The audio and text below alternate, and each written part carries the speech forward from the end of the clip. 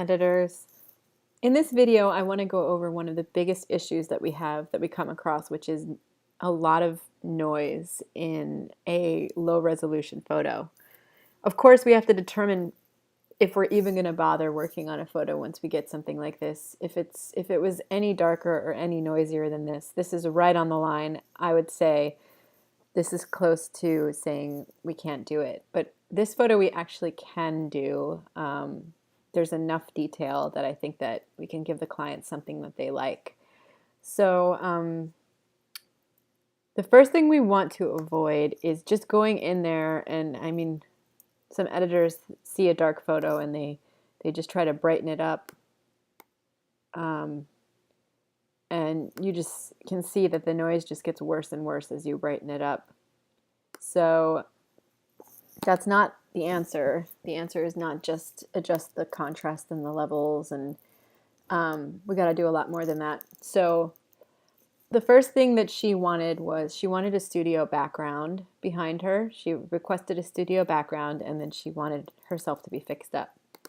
So I think this is a good studio background for this picture. I'm going to paste it right in and adjust it so that it fits the size of the picture. And then I'm going to make it transparent just for a moment so I can work on it using the brush tool as we have in many different videos. I'm going to create a mask and I'm going to paint out close to the edges of her just so that we can work on this. So you've seen me do this a million times by now, hopefully, if you've watched all the videos. We're just going to paint her out. And then let's adjust this background right now because it is way too dark. So we can bring up the levels like that. And then I'm going to take a elliptical tool. I'm going to set it at 50, and then because she has so much light behind her, I have to recreate that in the background or else the background's going to look fake. So I'm going to go in again and increase even further right here the contrast. And that I'm making sure to do that on the actual background layer, not on the mask. So now with the brush tools, I'm toggling. Oops, see what I just painted on the actual background layer. I have to make sure I select the mask. You can toggle by clicking X back and forth. Paint back in some of this background. Okay. So at this point, let's just pretend, because again, for the sake of this video, I can't be a perfectionist, or you guys are going to be watching an hour-long video. Not really an hour long, a 10-minute long video. So let's pretend the background's perfect now. Let's get to work on the figure. So the first thing we're going to do is we're going to increase the contrast a little bit just to see her a little bit better. And then we're going to go to noise, reduce noise. And for each image it's different. It depends on the image size. It depends on how many pixels there are. We play with these and we can see a preview here of how much strength we want to use, because sometimes you can lose too much detail, so you have to play with it. You don't want it to look like it's a 2D cartoon. I mean, you have to keep some of the detail. So that looks better. I'm going to go there.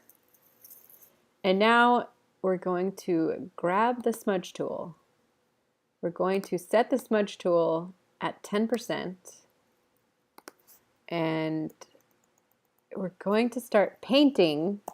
I've done this before, but just want to show you an entire beginning to end process. And this is the most important part, because you can get in there. You can't just overall smooth the whole thing, or you're going to lose important details that distinguish her eyes from her eyebrows and her cheekbones. You need to adjust the brush size as you work, and just, you know, press and swirl it around a little bit in each area.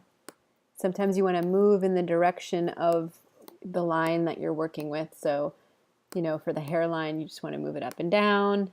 Against the eyebrow, you want to go back and forth. And you just keep painting until it begins to look smooth. So this should not take you more than 3 to 5 minutes for an entire image. And that is not too bad, because it is worth it. It really makes a difference. It really makes the photo look professional. It takes out that noise, and that noise is something we do not want to turn into our customers. So once we have that done, let's just pretend we have that done. We're going to go to the adjust panel, and we're going to adjust our curves. I also showed you this in another video, but I want to show you for the complete process here. So we have a channel. We can adjust each color channel, and this is where you can really fine-tune your coloring. And I usually just go through each one and I say, okay, the opposite of red is cyan. So if you move down, you're going to get more cyan. If you move up, you're going to get more red. And that is adjusting, the top is adjusting the highlights, and the bottom is adjusting the shadow. Same thing. Go down, you have more cyan. Go up, you have more red. So it looks like there's a lot of magenta in here, and the opposite of green is magenta. So I'm going to give it a little bit of green in the highlights. And you can see the difference already. It's much better. You don't want it to be too green, so I'm just going to do the highlights green. And then the opposite of blue is yellow. So if I go down and give it some yellow, that really gets rid of that purpley hue. So I think that's a more realistic color there. And now, here's the last thing that I always do when I'm working with a photo like this. If you just overall at this point, if I just went in and increased the level again, you start to notice all the noise in her hair, the things that sometimes you just want to keep the hair darker because you don't see as much of the noise. So again, I take the elliptical tool here. I make sure that I feather it at least 50. And I'm just going to select part of her face. And I'm going to open up the levels again. And just on that part, I'm going to increase the lighting. And this, you can play with this until it looks good.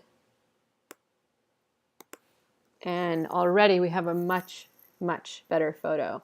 So I worked on this earlier and I came up with this. And I think that this is a great job. We went from that really noisy photo that you saw in the beginning to this. And this is what I want you guys to be turning in when you get a noisy photo. Of course, unless it's too noisy, in which case it's not worth working on. But you'll get better and better at judging that as you go. So thank you for watching. I hope all of you will use this technique. And until the next video.